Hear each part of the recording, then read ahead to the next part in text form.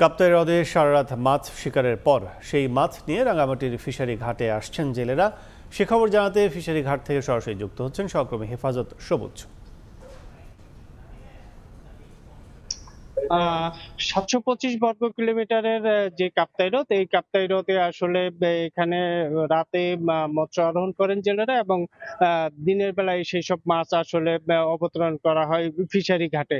আমরা আসলে এখন একটু দেখাতে চাচ্ছি, যেহেতু শীতের মৌসুম, অন্যান্য মৌসুমে আসলে এই সময় এই জায়গার চিত্রটা একেবারেই ভিন্ন থাকে, যেখানে জেলে এবং শ্রমিকের হাঁকডাকে পরিপূর্ণ থাকে। মাছের বিভিন্ন প্রজাতির মাছ আসলে এখানে ভরপুর থাকে, কিন্তু শীত মৌসুম হবার কারণে বর্তমানে আসলে দেখা যাচ্ছে যে মাছের অবতরণের পরিমাণটা একেবারেই কম। এখানে কিছু কাচকি এবং কিছু মিশালি মাছ দেখা যাচ্ছে। আমরা জেলে এবং ব্যবসায়ীদের সাথে কথা বলেছিলাম, তারা আমাদেরকে যে বিষয়টি জানিয়েছেন সেটি হলো যে মূলত শীতের কারণে জালে মাছ কম ধরা পড়ছে এবং ঘন কুয়াশার কারণে যেসব বোট আসলে নির্দিষ্ট সময়ের মধ্যে এই ঘাটে এসে অবতরণ ঘাটে আসার কথা ছিল, সেসব বোটগুলো আসলে আসতে একটু বিলম্বিত হচ্ছে।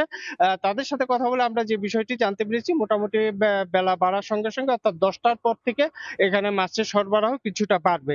তবে স্বাভাবিক সময়ে বা গরমের সময় যে ধরনের মাছের পাওয়া যায় সেই বা মাছ এখানে অবতরণ হয়, তার চেয়ে আসলে সেই মাছের পরিমাণটা কম এই সময়ের জন্য।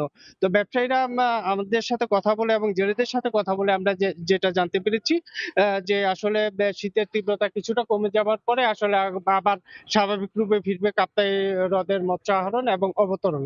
আমরা আরেকটি বিষয় জানিয়ে রাখি, রাঙামাটিতে যে এই যে ৭২৫ কিলোমিটারের যে বর্গ কিলোমিটার যে কাপ্তাই হ্রদ আছে, এই কাপ্তাই হ্রদে মাছ ধরে জীবিকা নির্বাহ করে প্রায় 25,000 জেলে।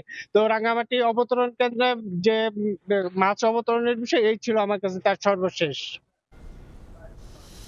এতক্ষণ সরাসরি ছিলাম রাঙামাটি ফিশারি ঘাটে।